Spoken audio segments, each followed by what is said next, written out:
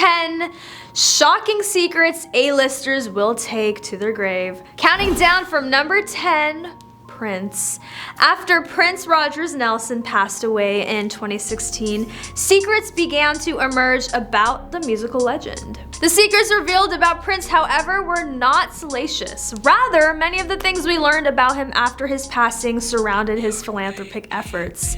Van Jones, an environmentalist who worked on the Green Jobs Act, told Rolling Stone about a $50,000 check he received from an anonymous donor around 2006. Jones, who wasn't in the business of accepting anonymous checks, returned it to the sender, but it came back, this time with a phone call. "I cannot tell you who the money is coming from, but his favorite color is purple," the caller told Jones. It was around this time that Jones learned about some of Prince's other work. There was the co-founding of the educational effort teaching urban minority youths technology, #YesWeCode, and his donations to the family of deceased teen Trayvon Martin. These charity efforts were kept quiet, seemingly done for the cause and not the recognition. Prince's ex-wife Manuela Testolini, who called the musician a fierce philanthropist, worked for his love for one another organization, as reported by Rolling Stone. She said that her ex-husband kept his name secret in order to ensure that it never overshadowed the charity or the cause.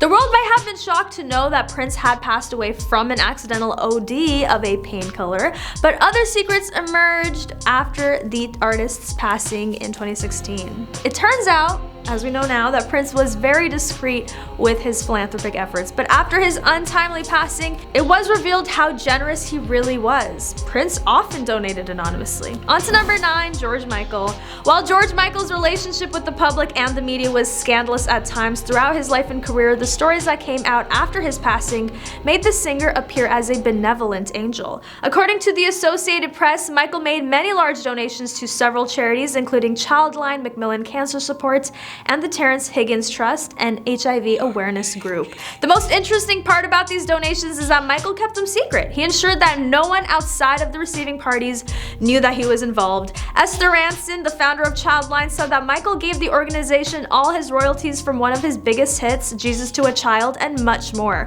Over the years, he gave us millions, Ranson told the Associated Press. For the Terrence Higgins Trust, Michael did something similar. He donated the royalties from his Elton John duet, Don't Let the Sun Go Down on Me. On to number 8, Whitney Houston. Houston's life was filled with #1 hits, but also a troubled marriage and addiction problems. But while all of these were public knowledge, there is one secret that wasn't revealed until the singer passed away in 2012.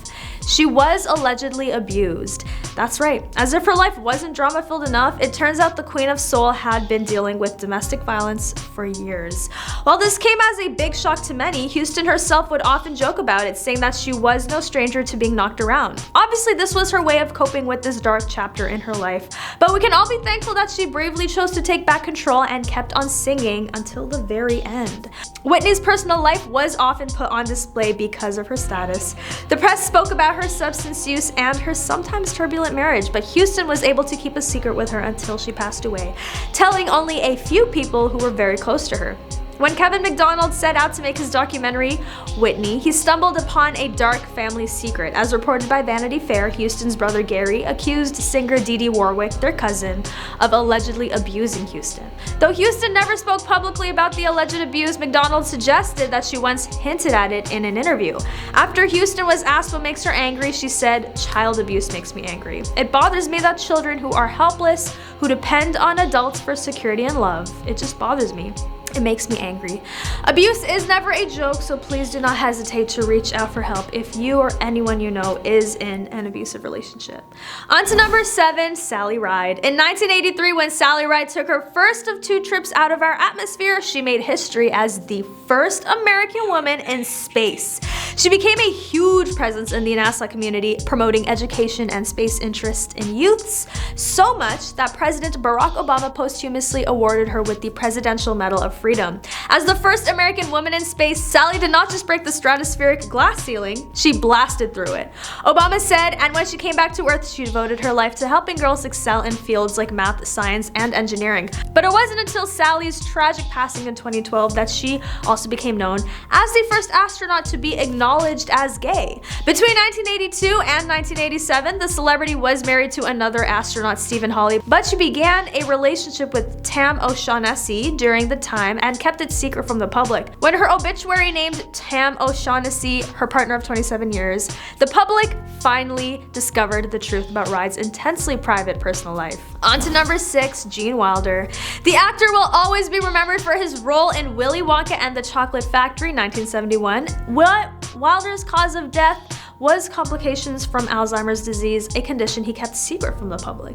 In a statement released by his family, it was said that Wilder's secret was a way of protecting the smiles of his fans, so to speak. The decision to wait until this time to disclose his condition wasn't vanity, but more so that the countless young children that would smile or call out to him, "There's Willy Wonka," would not have to be then exposed to an adult referencing illness or trouble and causing delight to travel to worry, disappointment, or confusion.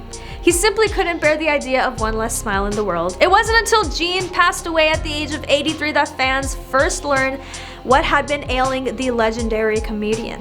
When the celeb's passing was announced in 2016, US Weekly also released his cause of passing: complications from Alzheimer's disease. According to a follow-up report, Wilder had been struggling with the disease for more than 3 years before it finally took him. 5. Anthony Perkins. Anthony Perkins lived a quiet and private life. His sheltered personality inevitably drew similarities to his most famous character, Norman Bates from Psycho, a comparison that Perkins reviled. When in 1992, Perkins passed away at his home, surrounded by his close family and friends. It seemed to be without warning, at least to the public, but Perkins was prepared. He had been sick and had kept it secret from the outside world. According to the New York Times, for 2 years prior to his passing, Perkins was secretly receiving treatment for AIDS. He went twice to stay at the hospital and once as an outpatient, and we went under another name, his wife Barry Berenson said.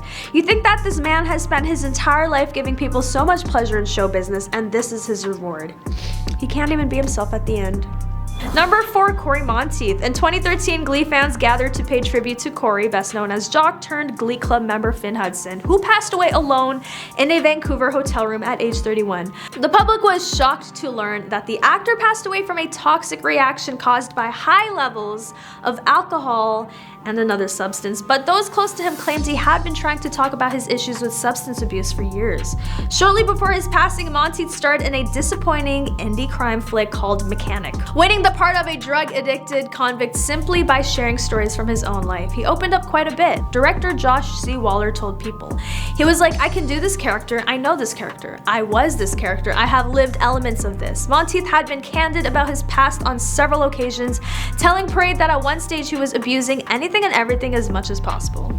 Despite attempting to sober up with stints in rehab, Monteith fell back into old habits, and by the time police found him, collapsed on the floor of the Pacific Rim Hotel. It was too late for resuscitation. It appeared that Mr. Monteith had been gone for several hours. The coroner's report read, paraphernalia, including a spoon with drug residue and a used hypodermic needle, was found next to his bottle, along with 2 empty champagne bottles. Number 3, Brandon Lee. That rhymed. Like his father, Bruce Lee, Brandon Lee passed away in circumstances that just begging to be turned into conspiracy theories. Bruce was a picture of physical health when he passed away at age 32 in 1973. Many suggested foul play, and karate master Ed Parker even accused Chinese herbalists of poisoning Bruce. Wow.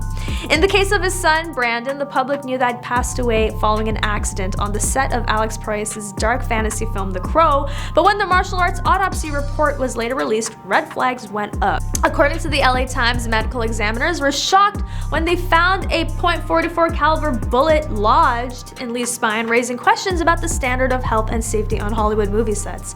The 28-year-old was reportedly wounded when a prop gun containing a dummy round, which looked like a real bullet and is used for close-up shots to make the weapon appear loaded, was fired before being reloaded with a blank. It's believed that at least a portion of the dummy round tore into his abdomen. On to number 2, Heath Ledger. Heath Ledger passed away before he could reap the rewards of the painstaking method acting he put himself through preparing to play the Joker in 2008's The Dark Knight. He was posthumously awarded the Academy Award for Best Supporting Actor. The Australian threw himself into the mindset of DC's Clown Prince entirely, shutting himself away with nothing but a journal and his own thoughts. He pretty well locked himself up in a hotel room for weeks. His father said in the documentary, Heath Ledger, Too Young to Die, he liked to dive into his characters, but this time he really took it up a notch. The documentary gives us a glimpse into the journal Ledger kept, which contained photographs of wild hyenas and stills of Alex the Large from Stanley Kubrick's A Clockwork Orange. The most chilling part of the book was the final page in which Ledger scrawled the words, "Bye-bye." Many believed and still believe that playing the Joker killed Ledger, though his sister has insisted that he was far from depressed at the time. It was actually the opposite, she said. That was a shock to me that people even thought that, really. What really killed Ledger was an acute intoxication by the combined effects of many substances, according to the New York City's medical examiner's office. We have concluded that the manner of passing is an accident resulting from the abuse of prescription medications. And finally, number 1, Michael Jackson. Perhaps the most anticipated autopsy in the history of celebrity culture was that of the King of Pop, Michael Jackson, who was found not breathing in his bed on the afternoon of June 25, 2009 by his personal physician, Conrad Murray. Jackson was working hard rehearsing for a series of comeback concerts in London. Murray was convicted of involuntary manslaughter in November 2011. According to People, prosecutors portrayed Murray, 58, as a reckless doctor who for $150,000 a month sold out the Hippocratic Oath, and to treat Jackson's insomnia gave the King of Pop a nightly drip of propofol, an unpredictable and potentially fatal anesthetic. However, that wasn't the only drug found in Jackson's system.